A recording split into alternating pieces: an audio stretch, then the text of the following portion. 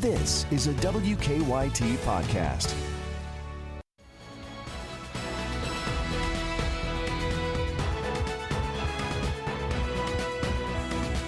Good morning from WKYT News. I'm Bill Bryant, and we welcome you to Kentucky Newsmakers.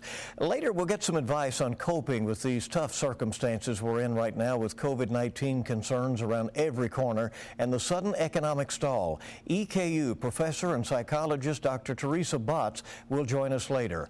But first, after some haggling, Washington worked very quickly to put a deal together this week to put $2 trillion into the economy to try to jumpstart things. A few weeks ago, we may have all been wondering if our divided country could come together over anything.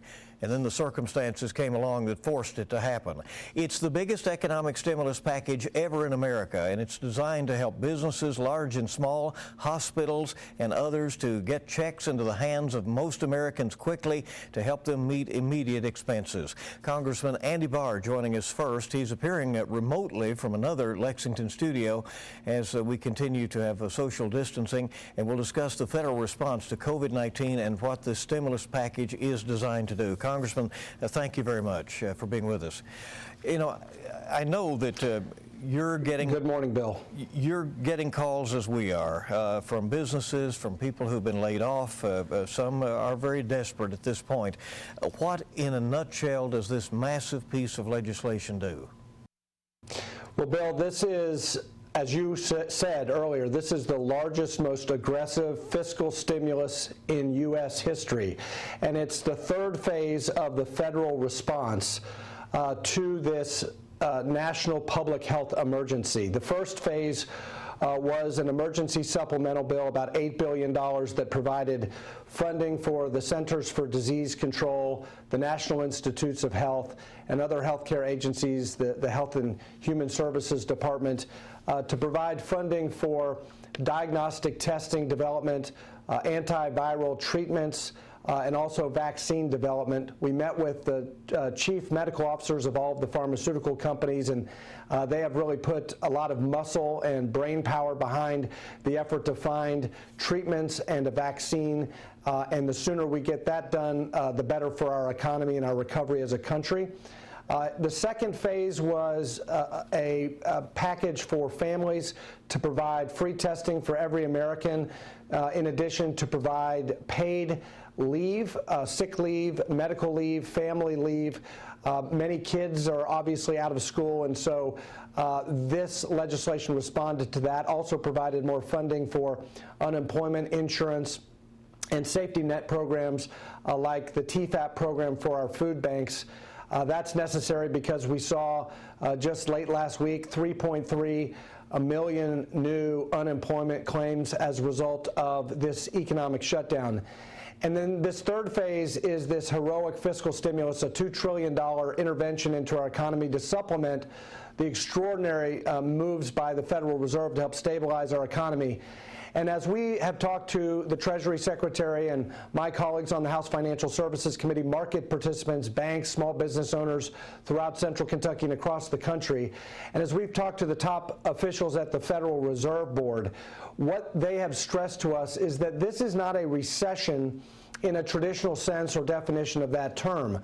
A recession is typically a business cycle phenomenon. What this is an intentional shutdown of the U.S. economy by the government in order to respond to this dire public health emergency. And obviously, we're relying on the advice of the epidemiologists, the experts at the National Institutes of Health. Dr. Anthony Fauci has been a steady hand during this, giving us advice about social distancing and federal guidelines about how we can get through this without overwhelming our healthcare system. So there's a lot of details to this $2 trillion package, but that's the third phase of the fiscal response to supplement what the Federal Reserve has done. Here is, the question that is on the minds of so many out there. Who will get a direct check from the government to help them get by in these tough weeks ahead? Well, there's really three major parts to the $2 trillion fiscal stimulus bill, this phase 3 that we call it. First is really for individuals and families. The second is for businesses, both small and medium and large-sized businesses.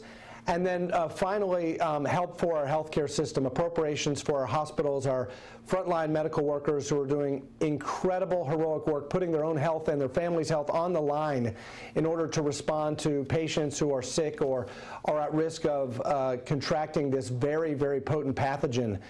And so this first part is direct payments to individuals who make less than $75,000 a year. That applies to people who are working right now, also retirees as well. But the conditions are that you have to have a Social Security number, you have to be a legal resident citizen of the United States, obviously, and you have to make less than $75,000 a year. And if you meet that criteria, you will get a check for $1,200, a direct deposit from the Treasury into your bank account through the IRS system. If you're a couple, it's up to $150,000 and $500 additional for each child. That goes up even further and phases out at the income levels of $99,000 for individuals and $198,000 for a couple. There's also a dramatic a step up in unemployment insurance for Americans, because we know so many Americans have lost their jobs and been laid off because of this shutdown of the economy. And so this legislation not only extends unemployment insurance for 13 weeks, it for the first 4 months provides an additional $600 per week for unemployed individuals who get the unemployment insurance. Yeah. A few other things for individuals as well that would allow one of them would be allowing individuals to penalty-free withdraw some money up to $100,000 from their retirement account and then be able to recontribute that without a penalty over the next 3 years. So they would pay only the taxes on that. There would be not the penalty for early withdrawal. That's right, and then they could recontribute that for emergency cash. This is a cash flow and liquidity crisis for workers and for businesses. And so what we want to do is get the cash into the hands of households so that they can pay their mortgages, they can pay their bills, they can buy groceries, they can put food on the table during this time when many Americans are sidelined from work and not able to take care of themselves and their families, not because of any fault of their own, but because the government has told Americans not to go to work and to practice social distancing. And it's also so important that we focus on this second part of this bill, which is the bill for businesses, because we want people, after we get through this, when we get through the pandemic, we want jobs for people to return to. And so that's why we've got huge incentives for employers to retain workers, keep them on the payroll, even if the business is entirely shut down during this time. And so there's a real heroic $350 billion guaranteed loan program in here called the Paycheck Protection Program that incentivizes small businesses to keep their doors open, even if they don't have any customers, keep people on the payroll. And we've delegated the underwriting for this to the banks and credit unions, so there won't be any government bureaucracy. Within a week, small business owners, small employers with employees less than 500 employees, they can go to their local bank. We've expanded the number of banks, any FDI-insured bank in the country, and the Treasury can authorize fintech companies as well to originate these loans at a 4% interest rate with a long amortization on them, so businesses can get the immediate liquidity and cash flow to keep their doors open and keep payroll. So, and here's the real benefit. You're saying this turnaround can be very quick, and that by next week now, you're saying these local businesses should be in a position to reach out to their lending institutions. Yes, sir. I mean, I would say that for the checks, the refunds for the individuals, the rebates for individuals, that will be 3 weeks. But for businesses that need immediately to pay their bills, pay their rent, get their payroll done, pay their utility bills, we need to make sure that we deploy this capital immediately, especially before April 1st or March 31st, when many of the bills are due. And so what we have done in this legislation, I've worked on this part of the bill, is to make sure that we delegate this and expedite these loans through the banking system, through credit unions, instead of having the Small Business Administration and the bureaucracy be in charge of this. And then the government will then guarantee these loans and, in fact, forgive these loans as long as these businesses keep their workers on the payroll for 8 consecutive weeks to get through this interruption of business. So there's a huge incentive for employers to rehire workers who have been laid off or to retain workers. And if they do that, they will get reimbursed up to $10 million or 2.5 times their payroll in order to get us through this period. And then for larger businesses, we have a $500 billion exchange stabilization fund at the Department of Treasury that will backstop Federal Reserve loans and various credit facilities to various markets. That is vitally important. Now, some have criticized this and called it a corporate slush fund, but that is absolutely not true. These are not bailouts, they're loans. And if you think about it, it's vital to maintain and retain workers in Main Street businesses to make sure that those supply chains are intact when we get out of this. And 68 million Americans work for large employers. Think of all of the team members in Georgetown at Toyota. Many of the auto manufacturers have been shut down during this period, and the airlines also as well, and the hotels. So it is very, very important in order to stabilize these markets that we provide short-term liquidity to get them through this period. And we've put very tight oversight controls, an oversight board, an inspector general, no stock buybacks for any of these loans, and compensation limitations during the pendency of the loans. So we have some very important measures in here to protect the taxpayers in addition to getting us through this difficult economic time. Congressman, as you know, people are searching for some light at the end of the tunnel. President Trump has indicated a desire to get America at least partially back to work or back opened up, as he says, by Easter. Some medical experts say that we'll probably be in the height of the spike in cases at that point. Do you think the country can geographically target some areas and ease some restrictions in some others and begin to slowly get back to normal here within the next few weeks, or do you see this as no end in sight? No, there's definitely an end in sight, both with the public health issues and with the economic issues. But we have to defer to the public health experts and to Dr. Fauci and to our epidemiologists. And I've been in constant communication with epidemiologists here in Lexington who are very supportive of the social distancing policy. What happened in Italy was that you had a spike in the number of transmissions, of person-to-person transmissions of this very contagious illness. And the result was it overwhelmed the healthcare facilities, and they ran out of personal protective equipment to protect the healthcare workers. The healthcare workers got sick, and then they transmitted the illness, the virus, to many of the non-COVID patients. And so it just built on itself. And also in Italy, there was a transmission from the young generation to the older generation, and the more vulnerable people, because of the way that society is. There's many intergenerational families and households. We want to avoid that catastrophe in the United States and lower and bend that curve down so that we don't overwhelm our healthcare system. And that's why it's so important that in this fiscal stimulus bill, we have $117 billion in more assistance to our hospitals. Again, these are heroic people, first responders, nurses, doctors, who are putting their own health on the line. We're going to increase reimbursement for the hospitals so that they can take care of these people. More money for telemedicine. And telehealth is very important to conserve personal protective equipment. Faster test turnarounds is going to be very important to conserve personal protective equipment. And we've been very active in working with the U.S. Department of Health and Human Services to get a resupply to Lexington and Central Kentucky area hospitals and doctors' offices of personal protective equipment. We made multiple requests to the Strategic National Stockpile.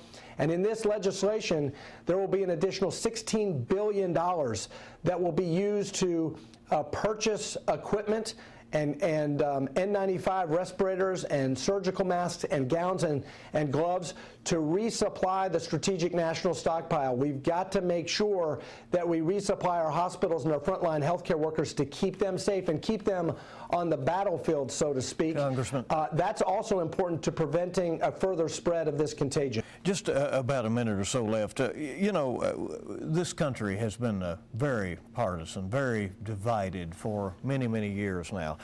And it took a circumstance like this to pull people together. Are even you surprised at how the country has come together at a time like this? Well, we are collectively at war against a terrible illness. And we need to come together as a country, and I think you've seen that. And I think the American people have led the way with their heroic response, whether it's the doctors and nurses or the hospital workers, or whether it's the charitable organizations, the faith-based organizations that have done great charitable work, or whether it's all the prayers that are being sent out to people who are in harm's way and to the patients. And also the incredible heroic efforts of the private sector, the pharmaceutical industry and the scientists who are trying to come up with cures and a vaccine. But look, they have shown the way for the government and for the public sector. And whether you're a Republican or a Democrat, this disease does not discriminate. And so I think that has helped bring the country together at the federal, state, and local level. The public sector response has been excellent.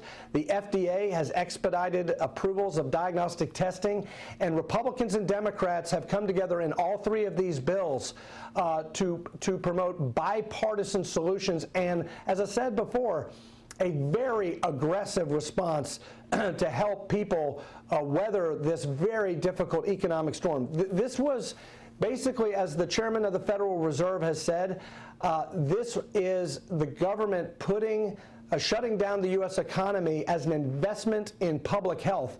And we're all pulling together to get through it, and we will get through it. And I predict on the other side, our healthcare system will be more resilient and our economy will be more resilient. And I look for a very powerful recovery with all of this stimulus being injected into our economy, and I look forward to that coming sooner rather than later. This is an issue of weeks and months, not years. We all look for that day. Congressman, thank you very much. Congressman Andy Barr, we appreciate it. Stay with us now. EKU psychologist Dr.Theresa Botts will be joining us next with some ways we can cope with all that's happening. Ahead on Kentucky Newsmakers. And welcome back to Kentucky Newsmakers. Coping with COVID-19, the pandemic, has not been easy no matter who you are. Some have been isolated, most have been stuck at home. Many parents have either lost their jobs or are trying to work from home to keep their jobs while also helping kids with school assignments. And there's just a lot of angst and uncertainty and stress out there about where things are headed. So how do you deal with it? We're joined by Eastern Kentucky University psychology professor Dr.Theresa Botts, who is also a clinical psychologist, and her specialties include trauma, grief, and anxiety. So it's very timely we get a chance to hear from her. Our thanks to Dr. Botts for joining us from her home in Richmond today. Dr. Botts, thanks again. What do you say to people right now who face the uncertainty that we all feel right now? Everybody's cramped up and sort of overwhelmed by it all. What can you tell us to get through this? Well, there's a number of things that I would recommend. One is that we must maintain a work-life balance, engage in really good self-care. That's a priority. In addition to that, I think seeking out factual information from reputable sources is also a key. But again, in seeking out information, you don't want to overdo it. It's not like you want to spend 24/7 seeking information. So too much or too little can be a bad thing when it comes to information seeking. But factual information does serve to alleviate anxieties. We're expecting parents to be super parents right now. Many, as we said, working from home and essentially homeschooling students, their kids at the same time. How do you balance and try to organize that? Well, the key is establishing a routine. You want to make sure that there's a careful balance between your child's learning experiences. I mean, we're playing teachers and educators in our homes, and many people aren't used to doing that, so it's a new role for them. Making sure that they maintain activities and exercise, and that you're doing quality things together, doing things like sitting down and reading together with your child, or having your child read to you, planning how to plant a garden, various kinds of creative things that you can have them engage in. The key is to keep the routine in place and to make sure that you're enjoying your time with them. Also learning to listen to your child about their feelings, offering comfort, honesty, and reassurance is key. I also encourage people to seek out resources through the child's school or public library, anything that they have as remote accessible resources. Those are good things for parents to utilize as well. And then, for all of us, we're given this advice to come together as a team in all of this, but to stay 6 feet apart, and that is so conflictive, How important is it that we stay connected in a time like this despite the need to be physically apart? Well, you've heard the old saying, it takes a village, and that's true. We really do need to come together. It's in our ability to provide a support or create a support system for ourselves. That's a key. So whether that's through family and friends or colleagues, it's all got to be done remotely, but we still can make connections. Thank heavens for this day and time we have technologies that allow us to do that. So FaceTiming your friend, creating what we call like date times for, through FaceTime, or I've even heard people talk about virtual happy hours where you get together with friends and basically you're just connecting. That's an important thing to do. Many have lost their jobs or anticipate that they will, or their retirement nest eggs, the government doing what it can to try to lessen the impact of that. But where do people find the confidence to get through this, and then once it's over to rebuild their lives? Well, I think it's important that we normalize the experience that we're having at this time in terms of the emotions that it's generating. So there's no such thing as a wrong emotion. So if you're experiencing anger, frustration, that's all normal. But we also want to seek out facts. And as I said earlier, you don't want to overdo it, but you want to go to reputable resources and look to them for some guidance. The key is we're all in this together. It takes a village, as we always say, and definitely if we can remember that and, again, seek out information that can be helpful on a day-to-day basis, whether it's for parenting or if you're having financial struggles or whatever that might be. In a time like this, and you'll hear a lot of the old timers say, well, they have good days and bad days. And I think in the middle of this, you're hearing people say that. They're saying that, okay, I'm dealing with things all right today, and then the next day somebody has a little meltdown. I mean, you said there's no such thing as wrong emotions. Is that is that just to be expected, that there will be good and bad and bumps in the road through this? Absolutely, absolutely. And that's what we have to normalize. We have to help people see that not only are they going through this, but everyone else is. So again, when we're in it together, then that makes all the difference in the world. It's creating that kind of support system. That's a priority. I'll ask you to shift hats here to your role as a university professor just for a moment, and all of a sudden, students were in the middle of their semester, they were sent home, they're now doing online, they've had their education interrupted, many of them could be on the verge of giving up on their dreams and their plans. What would you say to them? I would say that it's important for them to seek out resources. Universities provide lots of additional resources to try and help them to transition during these times. In addition to that, it's when I said it takes a village, I've noticed that a number of organizations have stepped up, whether it's offering free internet services or if it's offering free storage services, because it was such a quick transition going from one day being in your dorm and, having a meal plan and, knowing where you were going to sleep at night. Some of those kids in transitioning, sometimes they don't have those kind of resources readily available at the drop of a hat. In some ways, it was a very quick transition. So, knowing that there are those resources out there and if you know a college student, then help them to identify those resources. And again, I think most universities have done a good job in doing that. All right. We hope that folks do find a way to get back on the horse and ride after all of this. And we really do appreciate you joining us. You're from your home there in Richmond, Dr.Theresa Botts, who's a counseling psychologist and a professor of psychology at EKU. Appreciate it. And we'll be back on Kentucky Newsmakers in a moment.